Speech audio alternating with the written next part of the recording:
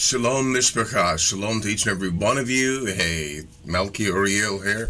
This is, of course, THS. This is Yom Revi'i, and this is the Hebrew Scholar Podcast. Glad that you are with us. Glad to be here. I'm your Mori for this channel, Malki Uriel. Yes, that's my name in Hebrew. And I want to just say, hey, we're going to enjoy talking about our subject because, I have a question. I really do have a question. As is noted, people are listening to Matthew, Mark, they're listening to Luke, they're listening to John, and more so than any, the millions upon billions of people that are Christians, they listen to the Apostle Paul more so than any. But who, please tell me, who is listening to the Most High? Who is listening to the Most High? They're listening to all of these others. And my question is, who is listening to the Most High? We'll be right back.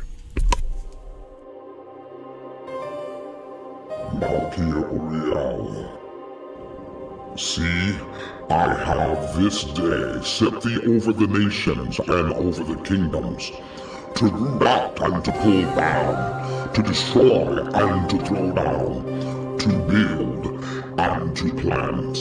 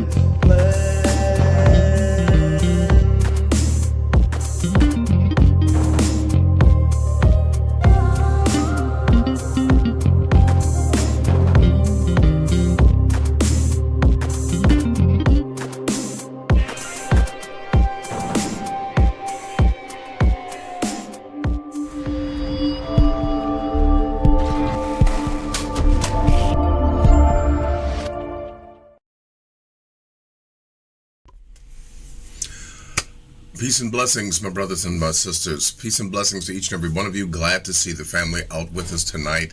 And I am so thankful to be here, but I'm also thankful that you are here. Peace and blessings to my brother from another mother, Bergen Paris, who is our chief moderator. And also to Josh and Penny, who may be coming in just really soon. And then, of course, my beloved sisters here, Yehudith Yisrael, and also Gilly is in the house. And, of course, our prayers go up to those who are in Jamaica and those who are in that region that are experiencing hardships because of the inclement weather. And I just simply want to say our hearts do go out to them. Our prayers do go up for them. And I just simply want to say peace and blessings to them. May the Most High smile upon them. And also we have others in the chat room. As always, it seems that we have more watching than are in the chat room, but you're welcome to come on in. Water's fine. I always say we won't bite unless you bite first. So, hey, peace and blessings. Shalom as well to Angelito 13903P. Okay, hey, peace and blessings to you, my sister.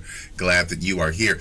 Let's go in on this. My brothers and my sisters, because now listen, if there's anything that I really have an issue with, it's the simple fact that, my Father, the Most High, he's not getting the props that he's due. We're going to talk about that as soon as I come back.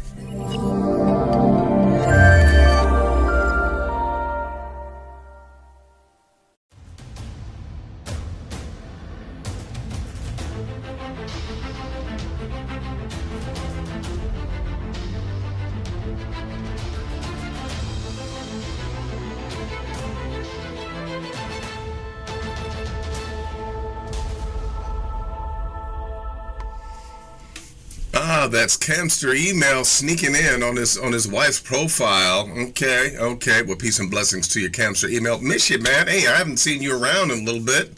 I pray that you are doing well, my brother. I pray that you are doing well. And hey, glad to glad to catch up with you again. Glad that you're here. Yeah, man. So let's talk about this, because herein lies an issue.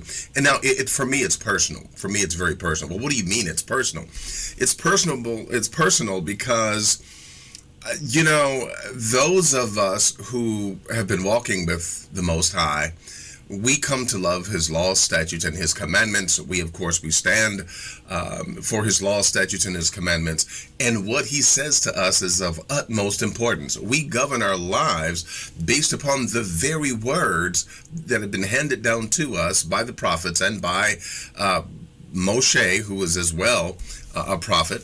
Okay, if there's any individual in Scripture, I'm talking about in that which is the Hebrew Bible, the word of the Most High, if there's an individual that would warrant to have been elevated to the divine, or a status of being what we call today Rebbe.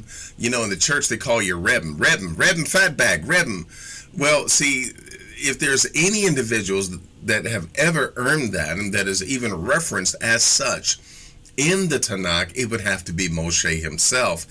And one of the things that Moshe did was Moshe spent a lot of time with the Most High, and Moshe spent time actually in the presence of the Most High.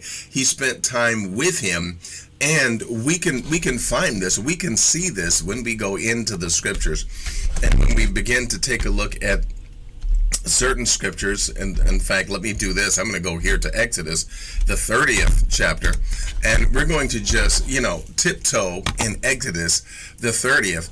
And we're even going to go back. We even have to go back to around 25, to be honest with you. But let me just share this with you. I'm even going to stop off at 32. Give me a second here. Help me deal with this. Here we go. It reads here in Exodus 32:1, and when the people saw that Moshe delayed to come down out of the mount. Well, what was he doing up in the mountain? Well, he was up there communing with the Most High. He was up there spending time with the Most High. He was not up there getting a revelation all by himself, or saying, the Most High revealed unto me, and I was praying, I suddenly have the Holy Ghost now, and I got this revelation. Now And so, long story short, my brothers and my sisters, Moshe was actually spending time with the Most High and hearing the words that the Most High said and spoke himself. And not only that, but he also, when we go to chapter 34 of Exodus, I want you to see something here, because we find out something about the Most High and about the law that he had given. Okay? He said, in talking about the law, it talks about forgiving transgressions and forgiving iniquity and forgiving sins in 34. But notice what it reads here. In 34:1, and Yah said unto Moshe, hew thee out 2 tables of stone like unto the first. I did the first ones, but you're going to hew these out because you destroyed the other ones. And he says, I will write upon these tables the words that were in the first tables, which you broke. Okay? It says, look, I'm going to replace them, but notice how intimate this is. Notice how close and how personal this is. Notice how this is the Most High himself writing. Okay? Which, by the way, begins a literary history, a literary culture within our Hebrew lineage. Okay? Some people say that it actually started with Enoch, that the Most High actually taught Enoch how to not only read and write, but also how to count, because if you recall, Enoch was the scribe that wrote, if you will, the articles and the annals of the B'nai Elohim. Okay? And when they fell and became Nephilim, He wrote down what they said, what they did, what they desired, so forth and so on. And he even took the petition of the B'nai Elohim to the Most High according to the Book of Enoch. Well, here's my point. There is a literary history.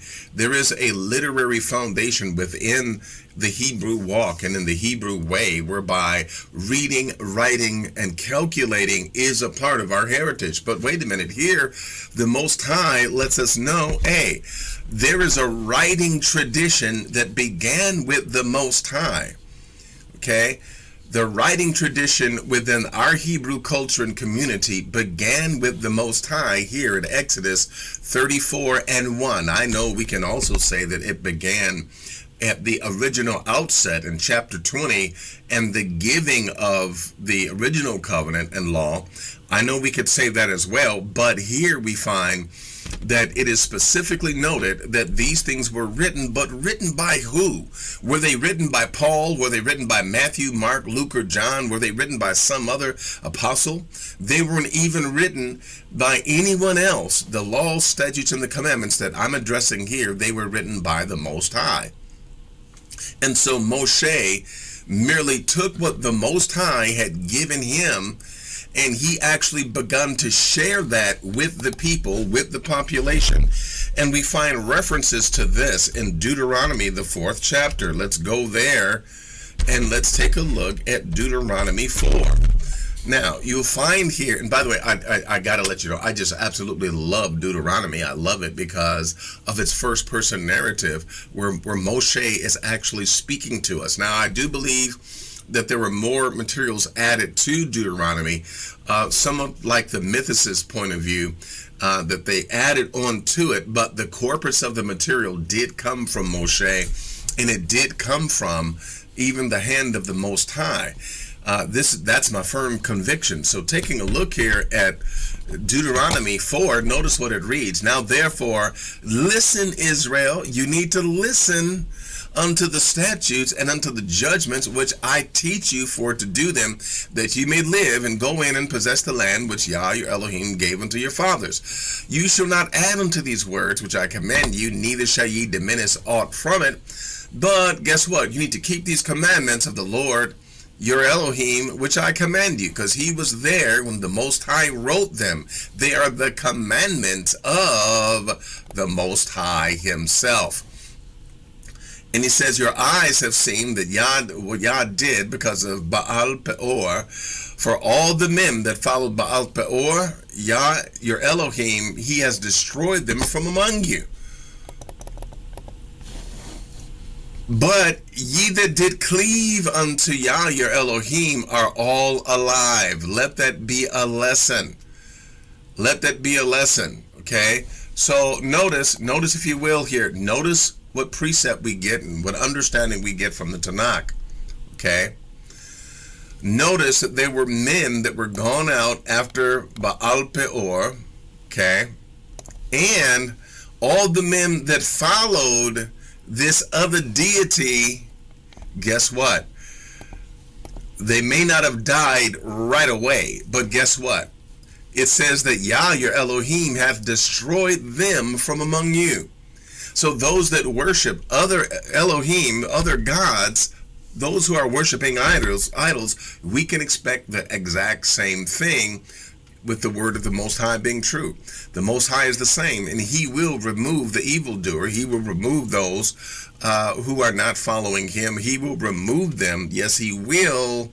And guess what? It may not be today. It may not be in the next few minutes. But guess what? The Most High is faithful to his word, and he is going to do it. So it's up to us to definitely keep the law, statutes, and the commandments of the Most High. Why? Because Moshe was there when the Most High gave them unto him. And so as we notice here, he says in verse number 5, behold, I have taught you statutes and judgments, even as Yah, my Elohim, commanded me. So they were written down, and then the Most High said, look, this is what I need you to teach. Why does this fit the paradigm of the way that the Most High works? Because he always provides you what you need first before he commands you. Okay? He gives you a commandment, but he's going to provide what you need first. He always provides first. He told Adam, he says, I want you to till the ground. But guess what? He provided everything that Adam needed to begin with. So in taking a look, he told him to replenish the earth, to make the earth full of people.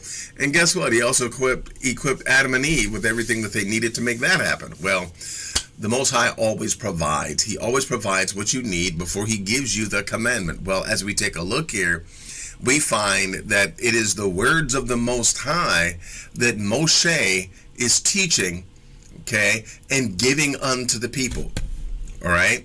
He is not speaking of himself, but he is giving the words of the Most High unto the people.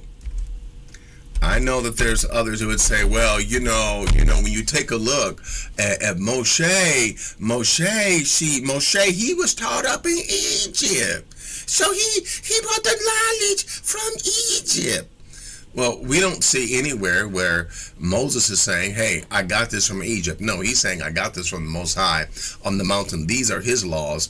And listen, let me even go here, because while I mentioned Moshe and Egypt, and while I mentioned the law, there will be many who would say, well, the 10 Commandments were actually derivations of the 42 laws of Ma'at. So the laws of Ma'at are really what is in the 10 Commandments. Well, that is not true. What do you mean that's not? It's not true. Okay, notice what is missing. Notice what is missing from the 42 admonitions of Ma'at. Notice what is missing from them. The individual says, I have not made anyone to cry. I have not, whatever. I haven't stolen of my neighbor's crops. I haven't, in one portion of it, where there's more laws, it says, I have not drunk urine. There's many things that it says, right? But if you notice, the individual is just stating what they have not done. And while there were 42, there's also an extended version where there's like 151. But here's the issue. You don't find anywhere in any papyrus, you don't find anywhere on any temple walls, not to my knowledge, where you have the declaration of this divine being saying, you shall not, you shall not take of your neighbor's field, or you shall not. You don't find that anywhere. All you have is basically a declaration of Ma'at, where someone is just basically saying what they have not done. Okay? They're basically saying what they have not done. And because of even the,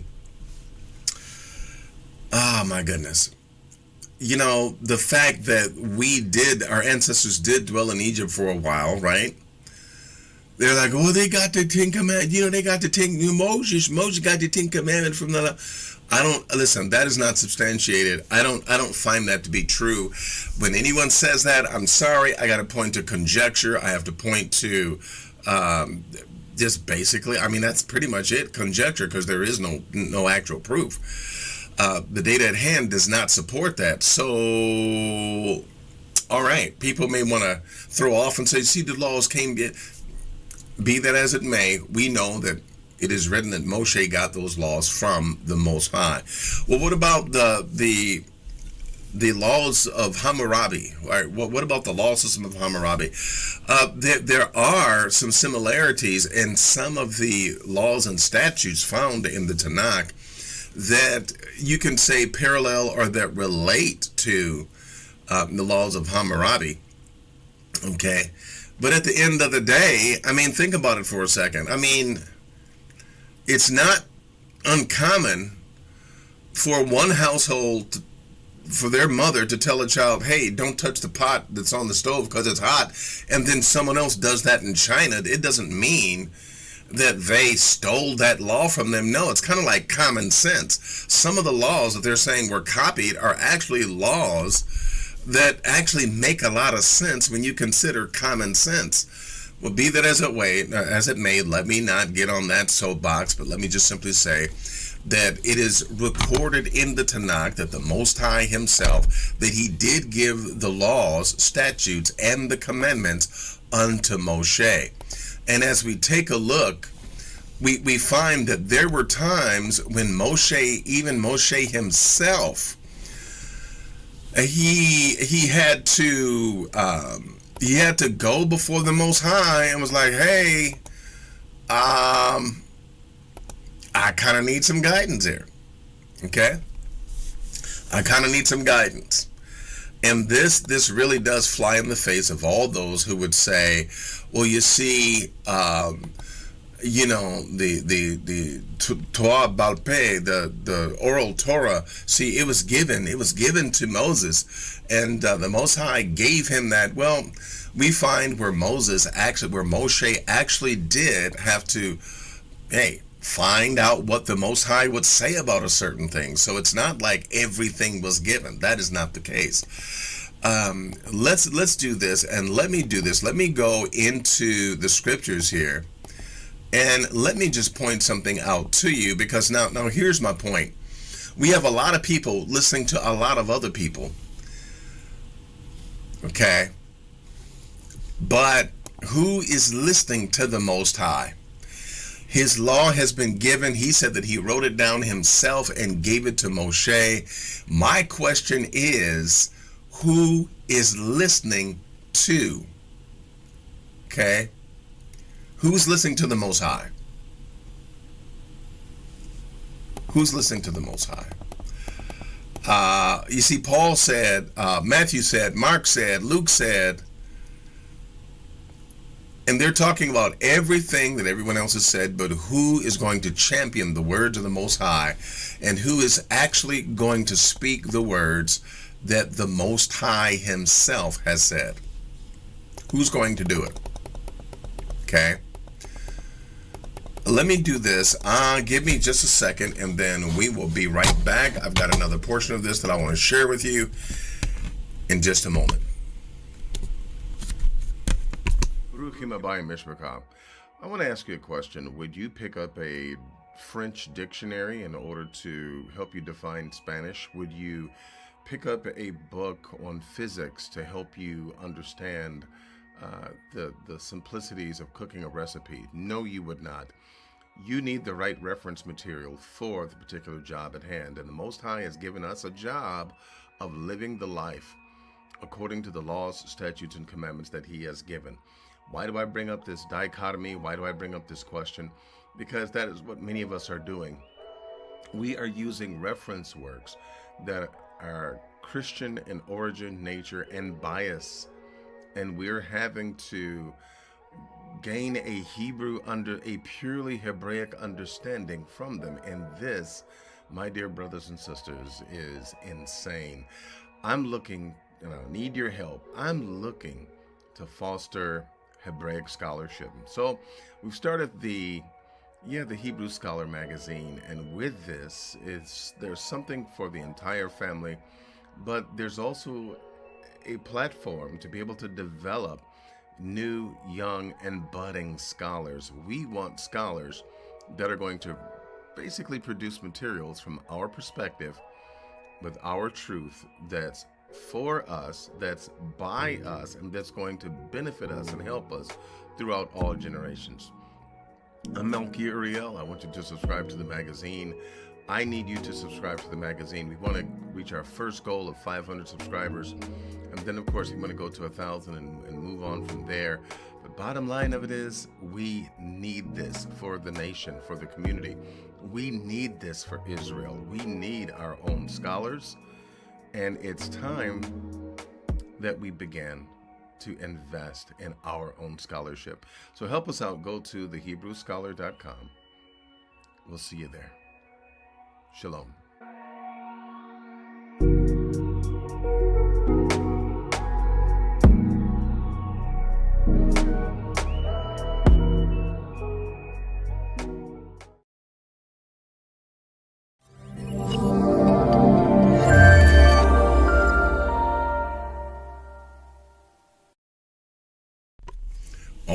All right, we are back with you. Yes, so let's do this real quick. Go with me to this passage of scripture found in Leviticus 24.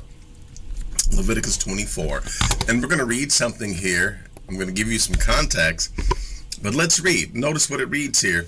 Leviticus 24, I'm going to begin at verse number 10, where it says, and the son, excuse me, and the son of an Israelitish woman, whose father was an Egyptian, went out among the children of Israel. So now the son of an Israelitish woman, okay, whose father was an Egyptian, went out among the children of Israel, and this son of the Israelitish woman and a man of Israel strove together in the camp. Look at verse number 11.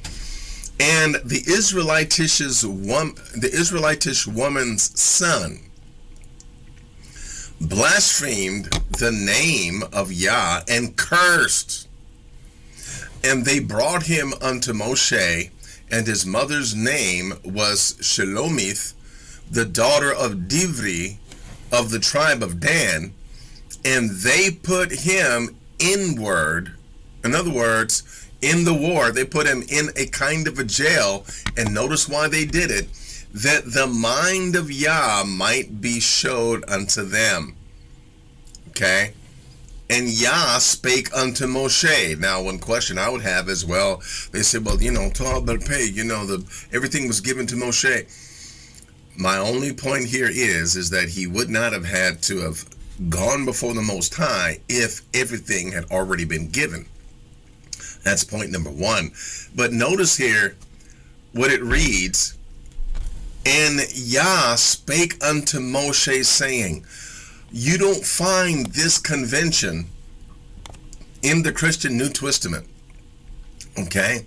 But yet individuals will swear up and down that the Christian New Testament is the God-ordained sequel to the Tanakh. It's supposed to be what's happening. We need to listen to it. I saw two Israelite brothers today have a podcast and talking about something that relates to the return of the Messiah, the return of the Messiah, okay, who they believe to be as JC, and what they're using is just New Testament, New Testament, New Testament, New Testament. They did use some scriptures from the Tanakh, okay, but when you're looking at basing your point, which is found in the Christian New Testament, then you go to the Tanakh and try to support that based upon what you already have established in your head because of the New Testament. It just doesn't work that way. It just simply does not work that way. People are listening to Paul. People are listening to, and it's plain to see that the Apostle Paul was not telling the truth. It's plain to see, and for me, let me just give you this. There are things that stick out that are very plain to see in my eyes, in my opinion. One of them is that, one, the New Testament is not the word of the Most High, because you do not find this convention in the Christian New Testament where it reads, and Yah spake unto Moshe, or spake unto whoever, saying.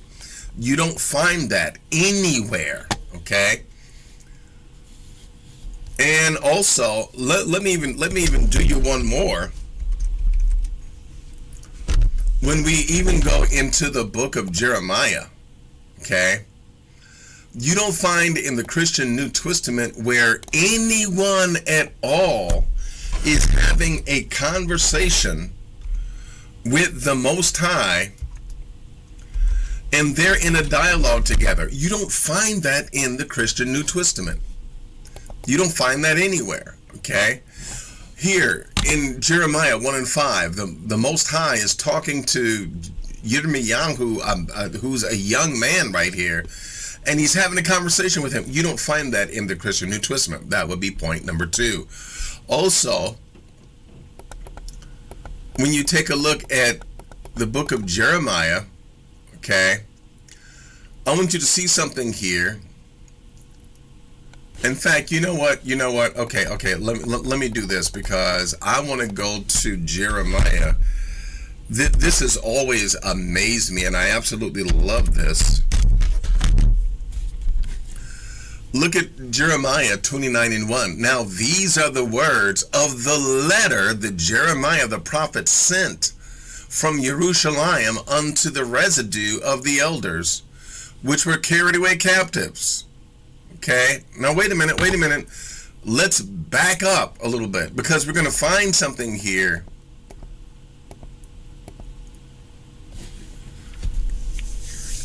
Okay, I want you to notice this. We're going to begin at verse number 12. Yirmiyahu 28:12. Then the word of Yah came unto Jeremiah the prophet. Again, you never find this convention in the Christian New Testament. After that Hananiah the prophet had broken the yoke from off the neck of the prophet of Jeremiah, saying, Go and tell Hananiah, saying, Thus says Yah. You never find that again in the Christian New Testament. Thou hast broken the yokes of wood, but thou shalt make for them yokes of iron. For thus says Yah of hosts, Elohim of Israel, I have put a yoke of iron upon the neck of all these nations, that they may serve Nebuchadnezzar king of Babylon, and they shall serve him, and I have given him the beasts of the field also. So again, you don't find that convention where it says, Thus says the Lord, okay? And then as we continue here, I want you to see this, because the Most High told Joshua to write a letter, and this is the letter in verse number 1, Jeremiah chapter 29, verse 1. Now these are the words of the letter that Jeremiah the prophet sent from Jerusalem unto the residue of the elders which were carried away captives, and to the priests and the prophets and all the people whom Nebuchadnezzar had carried away captive from Jerusalem to Babylon. Okay? After that, Jeconiah the king and the queen and the eunuchs and the princes and Judah and Jerusalem and the carpenters and the smiths were departed from Jerusalem by the hand of Elasah the son of Shaphan, and Gemariah the son of Hilkiah, whom Zedekiah king of Judah sent to Babylon, to Nebuchadnezzar king of Babylon, saying, Thus says the Lord of hosts, the God of Israel, unto all that are carried away captives, whom I have caused to be carried away captive from Jerusalem to Babylon, build ye houses. So the Most High gives us instructions, and here it's plain to see that it says, you know what, thus says Yah, thus says Yah, thus says Yah, thus says Yah. Then shall you call upon me. And listen, it's all over the place, and this is just another one of those things, okay? Another one of those things that we find being right in front of our faces, but many people do not see it. Many people do not understand it, okay? So, and this is part of the letter that the Most High told Jeremiah to write unto Jerusalem, verse number 10 and verse number 11. Verse number 11 is one of the favorites of many people. Look at verse number 10. For thus says Yah, that after 70 years be accomplished in Babylon, I will visit you and perform my good work toward you, in causing you to return to this place. So he was speaking out of Jerusalem, okay? I will cause you to return to this place, for I know the thoughts that I think toward you, says Yah, thoughts of peace and not of evil, to give you an expected end. Then shall you call upon me, and you shall go and pray unto me, and I will hearken unto you. Again, you do not find this convention anywhere in the Christian New Testament. Not only that, but even in the letters, this is what I want to point to. This is how you write a letter. This is how you write a letter if you're called by the Most High to write a letter to someone, okay? For thus says Yah. Notice the letter starts out that way. Do the letters that are written in the Christian New Testament, do they start out that way? Are they populated with that sentiment? Okay? No, they are not. None of them say, thus says Yah, thus says the Most High. You don't find that anywhere in the Christian New Testament. Again, it's right in front of your eyes. Well, what might be something else that is right in front of your eyes? Well, something very simple, something very plain that we see right here in the Tanakh in Bereshit chapter 17 verse 7. Notice what the Most High says, and I will establish my covenant between me and between you and your seed after you in their generations for an everlasting covenant. Everlasting covenant, meaning that it does not end. To be an Elohim unto you and to your seed after you. So again, this is something that is perpetual. It does not end. That's something that sticks out and that's right in front of our eyes, that the covenant that the Most High has given, it does not end. It does not stop. It is not something that is cyclical. It's not something that is cyclical in the sense that it has a expiration date and then a newer version's going to come out and you call it a New Testament. No. This is one of the problems that we have with Christianity. They think that it's all brand new. You can just wipe the slate clean. We're going to start out with a new word, with a new revelation. Nope. Sorry. The covenant is still in force. The Most High has not changed. He has not changed. Okay? Psalm 89:34. Gotta go there on this point. My covenant will I not break. My covenant will I not break. My covenant will I not break. Nor alter the thing that's gone out of my lips.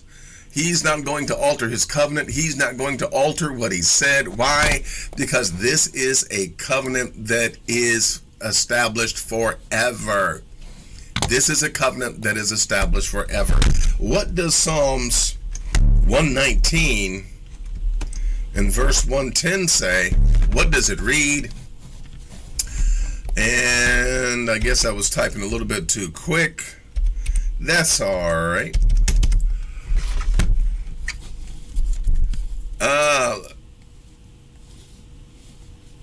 It says here in 111, can you see that? Yeah, you can see that.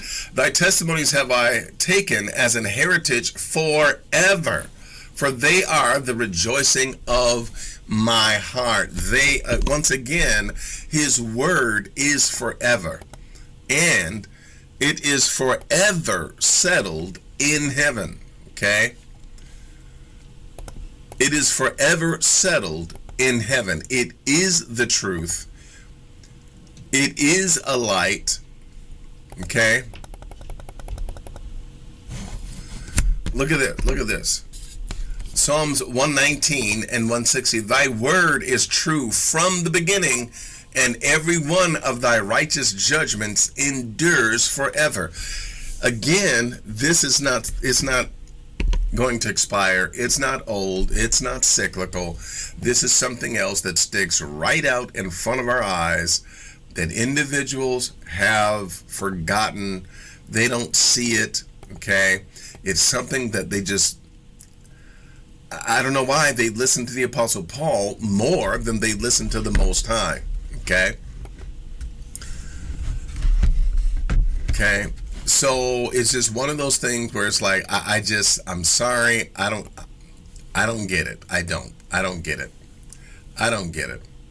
Okay? And let me just do this real quick. Just one more verse I'm going to share with you. Concerning thy testimonies, I have known of old, thou hast founded them forever. He says that he has founded. That word founded means that he has established them. In other words, he gave them their place, their standing, their longevity, and he says that they're going to last forever. Okay? So I'm mentioning that, people pay attention to the Apostle Paul. Okay? They pay attention to the Apostle Paul more so than anything. Well, why don't they listen to all the words of the Apostle Paul? Notice what he said here in Romans 3 and 7. For if the truth of Elohim hath more abounded through my lie, through my what? Through my lie unto his glory, why yet am I also judged as a sinner? Why are you judging me as a sinner just because I lied? Just because I lied about the Most High. Why are you... I don't get it. I don't get it. Why are you judging me a sinner just because I lied about the Most High? I got him glory, didn't I? I got him glory, didn't I? It's kind of like one preacher came through a church, you know, one of these evangelists, you know, mighty mans of God. He came to the church and he literally was lying and making the people happy, and people were jumping and shouting over the fact that he told this lie. He was in a graveyard all by himself. I mean, he told this lie so big, and people just got to shouting all over the place, right? Well, the Apostle Paul did the same thing. The Apostle Paul did the exact same thing, okay? And he's like, look, God got the glory out of my lie. Come on now. What's wrong with that? But why don't people listen to the Apostle Paul when he says things like that? Okay? But yet they listen to him seemingly on every other thing. They listen to John, okay? When do they listen to John? More so than anything. I mean, you can drive down the street and you'll see this scripture painted on people's bumper stickers. For God so loved the world. Lies. That he gave his only begotten Son. Lies. That whosoever believeth on him. Lies. Should not perish, but have everlasting. Lies. Okay? But you believe John. Oh, it's written right there in John. Don't you see that? Don't you see that? Don't you see that it's written right there in John? Don't you see that it's written right there in John? Don't you see? It says, for God so loved... John, come on. John said this. For God so loved the world, okay, that he gave his only begotten Son. Come on. Come on. Okay, Cletus. What I want to tell you is that I don't care, and I can say this in other colorful language, but what is of most importance is not what John said, not what Paul said, not what Peter said. When people wrestle with Paul's, writings, they do the same thing with other scriptures. And see, he said scriptures. He said they scriptures. So what they was writing was scriptures. No, they weren't writing scriptures. Justin Martyr had it right. When the so-called apostles were writing, they were simply writing their own memoirs. Period and point blank. And I know that this may rub some people the wrong way, because they think that I'm trying to take their salvation away from them. No, I'm really trying to give you the true salvation. I'm trying to give you the very salvation, okay, that even the one that you believe to be the Messiah, even what he himself was trying to relay unto all of you, that you should keep the commandments. Okay? And that there are true worshipers that worship the Father. He didn't say that we'll worship us. I could show you that scripture, but you know where it is. I could tell you where to find it, okay? John 4:22 and 23. Okay? And you know what's notable? I got to point this out. I'm sorry, I got to point this out. But notice what he says in verse number 22. See, people don't focus on this. This clause right here, this alone shuts down Christianity. For salvation is of the Yahudi. The way of the temple and the way of the law, that is salvation. He said to this woman, y'all don't know what y'all worshiping, but salvation is of the Yahudi. Notice it didn't say salvation is of Jesus. Salvation is of his death, burial, and resurrection. No, it said salvation is of the Yahudi, period. Okay?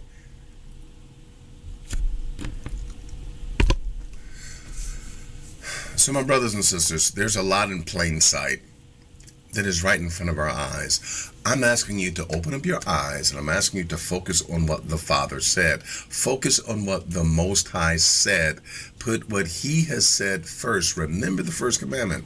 You shall have no other Elohim before me. Don't put Paul up as a god in the place of the Most High and say, well, Paul said, no one, listen, day of judgment, The Most High, and no one is going to give a damn about what Paul said. It's going to be, why didn't you obey my laws, my statutes, and my commandments? Why didn't you obey me? But Paul said, you can say that all you want, but what did I say? What did my word say? But they said he was passed away. Who said it was passed away? Paul. Paul said, hey, the Most High is not going to give a damn about what Paul said. It's about what you did with even this truth. And me telling you that you need to focus on what the Most High has said and him alone. Forget what anyone else has said.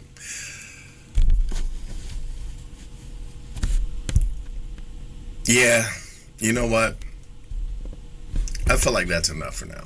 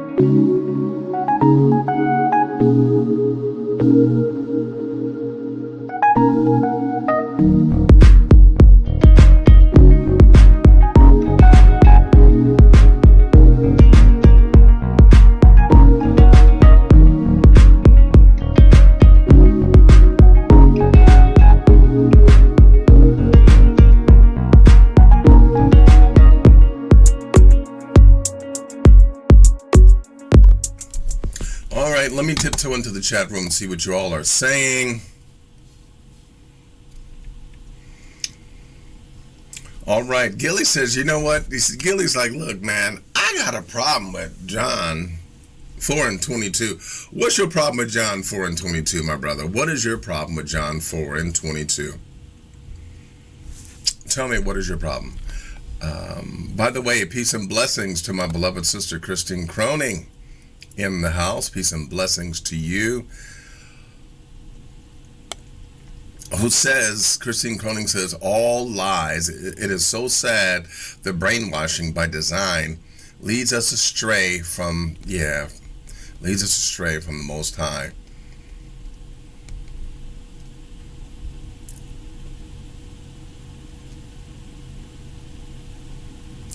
Oh, sorry to hear that, my sister. Christine Croning says that her sister's husband lost his fight with cancer. She says that they're going through a lot there. Our heart and our prayers are with you, my sister. I hate to hear that. I hate to hear that. Whenever I hear that, I hate to hear it.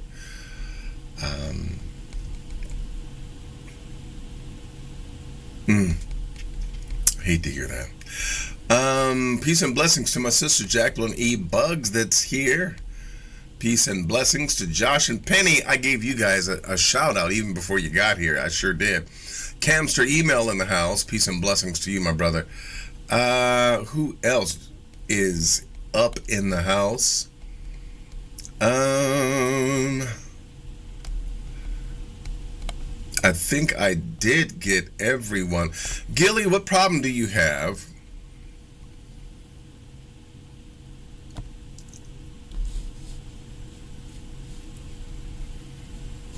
Aha. Okay, you do raise a good point. You do raise a good point. Okay. Now, let me just say this. Because of the narrative of the story, the narrative of the story is that she went and she told, basically shared everything that she had, basically about the conversation that she had with Yeshua ben Yosef, called Jesus by the Greeks and the pagans, that she went and told the whole city. And that's the thing behind the woman at the well, that she supposedly was like the first female evangelist that went around telling people about what Yeshua ben Yosef did. So that's the way that the narrative is placed around this particular story. So she's actually the one doing the telling here. At least that's the way that they, that's the way that this particular story is styled with its narrative, okay? But when you look at the fact that the story is written in the third person, it's like someone heard the story that she told and then they wrote it from a third person perspective. So at least that's the scenario that you can surmise based upon what is written there. Okay. Ha. Yeah, she doesn't have a book. At least, not to my knowledge. I've never heard of her having a book. But when you think about it, there is not another woman in the Christian New Testament that was told to go deliver messages or that did deliver a message. We don't see where Yeshua ben Yosef actually commissioned her to go and to deliver a message. She just basically did it. Okay. So that being the case, I don't know. I guess she gets credit for it. I guess, huh? All right. Any other questions or comments before we let you all go?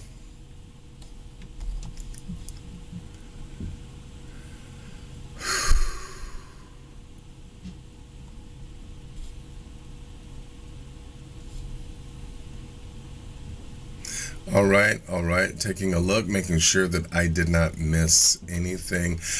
All right. Well, peace and blessings to you, my brothers and sisters. Looks like we have answered all of the questions and addressed all the comments thus far. Hey, I'm going to let you listen. I know it's late where some of you are. Peace and blessings to you. Some of you are probably in your jammies already, probably wiggling your toes, nice and comfy under the comforter. Peace and blessings to you. May the Most High bless you and keep you. I love you all, and I pray that the Most High continue to bless you. And let me just simply say this. For those of you that do not know, the magazine site was hacked. It was hacked. We have received confirmation that it appears that there were some actors hired out of China to actually destroy the site, which they did. So we're trying to see what we can do if we have to start it all over. I hope that we do not, but the site has been hacked. So I hated to see that, hated to hear it, despite all that we had done before. Looks like whatever safeguards we had up, they didn't, they didn't heed them. And of course, hey, the wicked will be the wicked, right? Well, may the Most High reward them according to their works. Okay, may they have jock itch forever. But hey, we know that the Most High is going to, and bless you, Christine Croning, my sister. Thank you. Thank you very much. Bless you as well. And so, hey, Yah willing, we will see you for Shabbat morning coffee. All praises to the Most High. And we'll keep you in the loop about the magazine. And hey, we'll keep you in the loop. So peace and blessings to you. Love you all. Shalom.